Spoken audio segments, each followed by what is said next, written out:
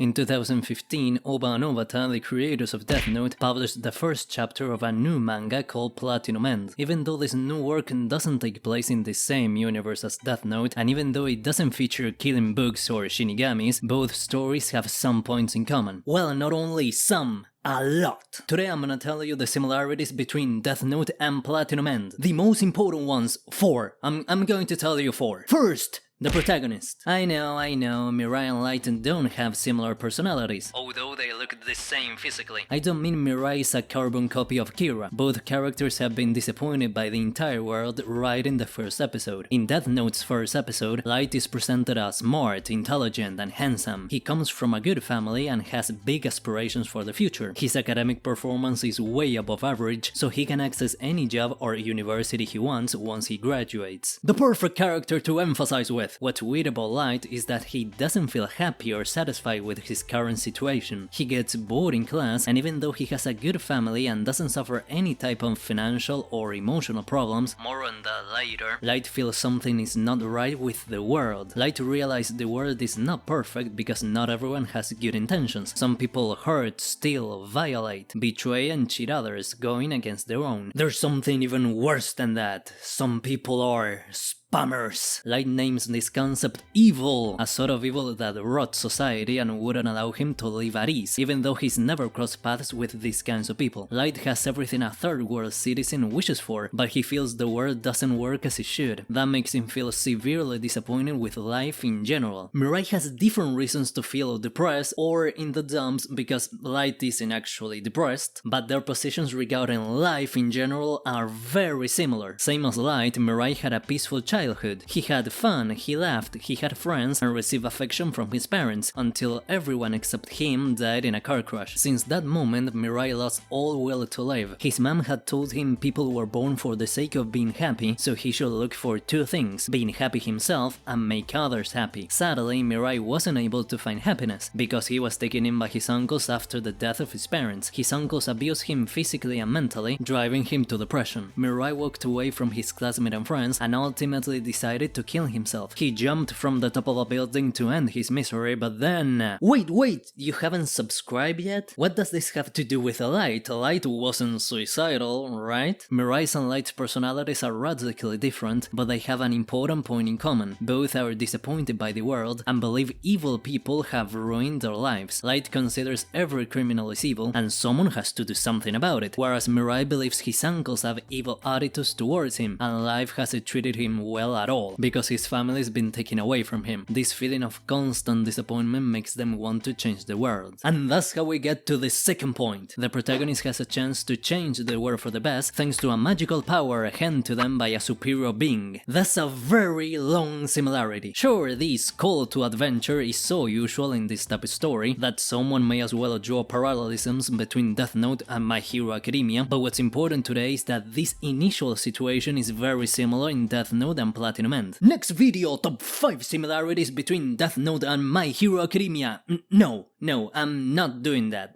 Ever. In Death Note, Light finds a black notebook outside school, a notebook that allows him to kill anyone as long as he writes the name of the person he wants to kill, in theory. A lot of rules are introduced later on, but those are the basics. This notebook is a magical tool handed by Ryuk, a Shinigami, god of death. Ryuk serves as a guide to Light, explaining how the Death Note works and providing some tips, but he never intervenes in human business directly, and he's also invisible to the human eye, except for the ones who've made a contract with a Shinigami. In Platinum End, Mirai is saved by an angel. Yes, an actual angel, not your favorite waifu. This angel, called Nase, gives him some divine tools, a pair of magic wings and 2 types of arrows, red arrows which he can use to make people fall in love with him, and white arrows which can kill instantly. Nase and all of the angels cannot intervene in human business, and no one can see the angels or the divine tools except for those who've made a contract with the angels. It sounds a bit familiar. Platinum End's characters don't lose part of their humanity or years of their life when they make a contract with an angel, but they are trading their lives in a way. Once one of the candidates is chosen as God, everyone will lose their powers. This is one of Mirai's greatest fears, because he'll die without his divine powers. Wait, what is this God candidate thing? It's the third point in common, playing God. In Death Note's first episode, Light says he'll become God. He knows that Death Note allows him to kill anyone as long as he fulfills a couple of requirements. Alright, a lot of requirements. So he plans to eliminate every person he considers evil. This includes every criminal on the face of the earth, whether they've been judged or not, and later on in the series we'll see the definition is broadened, because Light ends up killing everyone on his path. This includes not only criminals, but FBI agents as well. His excuse is that these people oppose the will of God, and therefore they should die. Light wants to clean the world, creating a new world of peace in which there is no evil. He won't be an average person in this new world, he'll be God. But in Death Note this is just a title. Light is not an actual god. He wants to be praised as such, but without the Death Note he's just a regular human being. A bit nutsy, sure, but in the end he's just a regular human, because he doesn't have any type of godlike superpower. Light can only hold the title of God if he has the Death Note in his power. In Platinum End, the God title is not just a title. If you become God, you're, well, God. In Platinum End we have an omnipotent and omnipresent being called God. One day this God decides he doesn't want to be God anymore, so he retires. But someone has to play the role of ruler of the universe, so God tells 13 angels to look for a worthy heir to the throne. Each angel picks one candidate, which they provide with the superpowers we mentioned early on. These candidates shall prove whether they're fit to become God or not. Sadly, none of us can become God, that I know of, but you can become a subscriber by hitting the big red button down there. We could say the God candidates have a range of powers very similar to the ones Light has, but way more useful in combat. But in Platinum End, the status of God is real instead of just a title. Without nosediving into spoilers, Platinum End's God can do, well, whatever he wants. But wait, how is it possible for these average human beings to become gods? That's where the fourth similarity comes in. The moral dilemma. Death Note's success can be a product of the cat and mouse game, the exaggerated Madhouse adaptation, the potato chip scene, its very well written characters, Oba's precise script, or Obata's excellent art. But there's one element that made Death Note work: the moral dilemma. If we take it away, both anime and manga are not the same. Death Note asks us some philosophical questions that seem very easy to answer, such as if the end justifies the means, and what is justice. To avoid exposition dumps, Death Note provides answers through their characters. On one side we have Light, who believes the ends justify the means because the world is a horrible place and someone has to make the necessary changes. He has a magical power which he can use to change the world, so why not do it? Light hesitates when he uses the Death Note for the first time, but once he notices his methods work, he never hesitates again. The boy is willing to do whatever it takes to create his perfect world, from killing criminals to pretend to be sad when his father dies, but feeling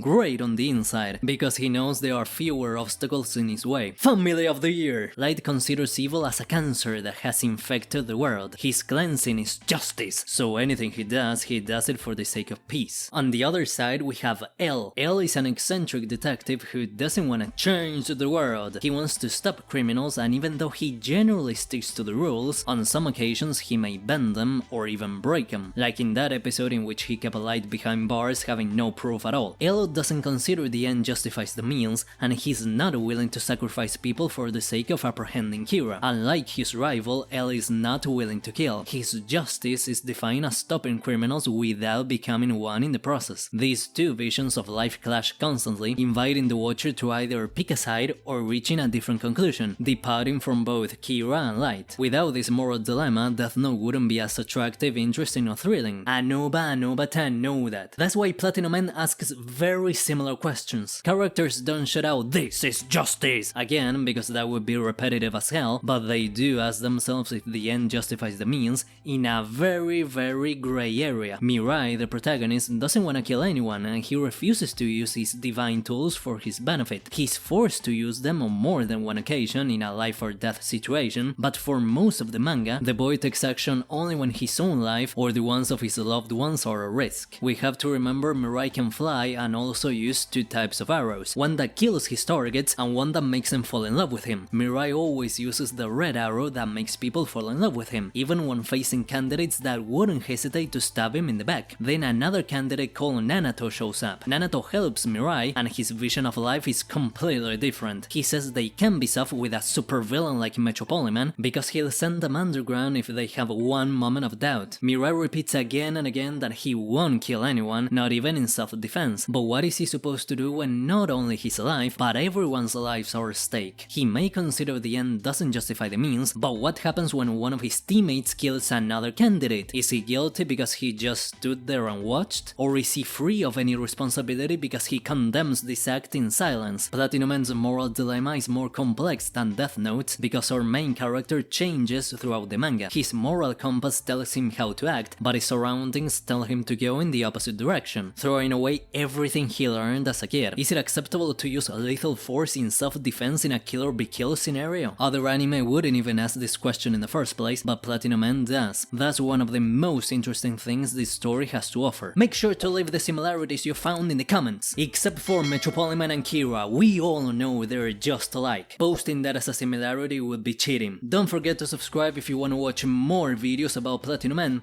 Except you've been hit by another candidate's red arrow. Hit or pierced? Oh, I don't know.